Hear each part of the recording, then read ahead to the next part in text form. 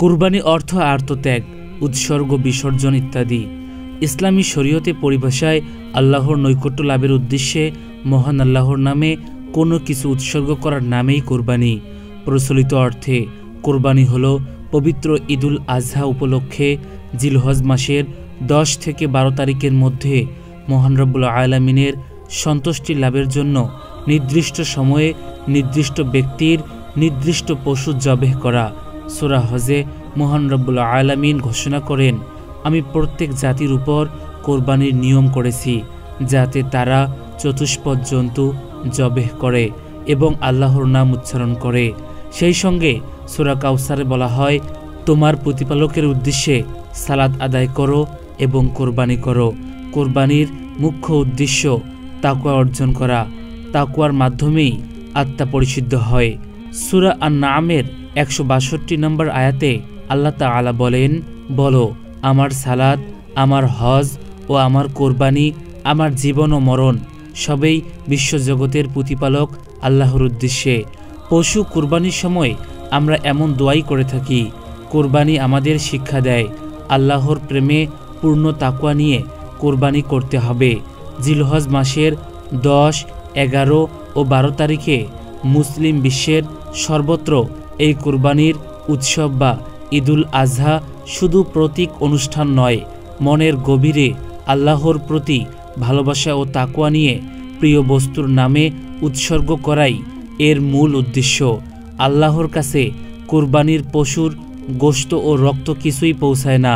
কোরবানির মাধ্যমে আল্লাহকে রাজি খুশি করা, তার সন্তুষ্টি অর্জনই হলো মুখ্য উদ্দেশ্য। আল্লাহ বলেন, আমার কাছে এগুলোর গোশত ও রক্ত পৌঁছায় না, পৌঁছায় শুধু তোমাদের মনের তাকওয়া। কোরবানির দিন কোরবানি করা মহান রব্বুল আলামিনের কাছে সবচেয়ে বেশি পছন্দের। কোরবানির পশুর রক্ত মাটিতে পড়ার আগেই আল্লাহ তাআলার দরবারে এই কোরবানি কবুল হয়ে যায়। হযরত আয়েশা রাদিয়াল্লাহু তাআলা আনহা থেকে বর্ণিত এক হাদিস থেকে জানা যায়, নবী সাল্লাল্লাহু আলাইহি ওয়াসাল্লাম বলেন, কোরবানির দিন রক্ত প্রবাহিত করার চেয়ে প্রিয় কোনো আমল আল্লাহর কাছে নেই। কোরবানিকারী কিয়ামতের দিন জবেহকৃত পশুর লোম, শিং, খুর, পশম ইত্যাদি নিয়ে আল্লাহর কাছে উপস্থিত হবে। সেই সঙ্গে কুরবানির গুরুত্ব সম্পর্কে হযরত আবু হুরায়রা রাদিয়াল্লাহু তাআলা আনহু বর্ণিত এক হাদিস থেকে জানা যায়, নবী সাল্লাল্লাহু আলাইহি ওয়াসাল্লাম বলেন, যে ব্যক্তির সামর্থ্য থাকা সত্ত্বেও কোরবানি করল না, সে যেন আমাদের ঈদগাহের নিকটবর্তী না হয়।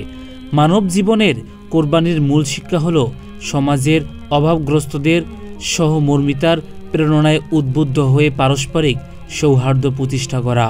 সেই সঙ্গে আল্লাহর রাস্তায় মানুষের আপন সম্পদ উৎসর্গ করা। যিনি যত পরিমাণ সম্পদ আল্লাহর রাস্তায় ব্যয় করবেন, তিনি আল্লাহর তত নৈকট্য লাভ করবেন। কোরবানির ত্যাগ বা উৎসর্গ একটি বড় ইবাদত। কোরবানির তাৎপর্য হলো আমাদের ভিতরের পশুত্ব, নিষ্ঠুরতা দূর করা, অন্তরের মধ্যে বসবাসকারী পশুকে জবাই করা এবং সেই সঙ্গে হিংসা, বিদ্বেষ, লোভ, লালসা বিসর্জন দিয়ে উজ্জীবিত হওয়া। এটাই বান্দার কাছে পবিত্র কোরবানির মহান শিক্ষা। এতে করে আমাদের মনের আত্মাশুদ্ধি আসবে, সেই সঙ্গে অর্জিত হবে মনের তাকওয়া। আল্লাহর প্রেম শুধু কোরবানির দিনে সীমাবদ্ধ না রেখে আজীবন অব্যাহত রাখতে হবে। সর্বক্ষণ মনে জাগ্রত রাখতে হবে কোরবানির মহান শিক্ষাকে। সেই সঙ্গে কোরবানির শিরিক থেকে মুক্ত থাকার একটি কার্যকর মাধ্যম।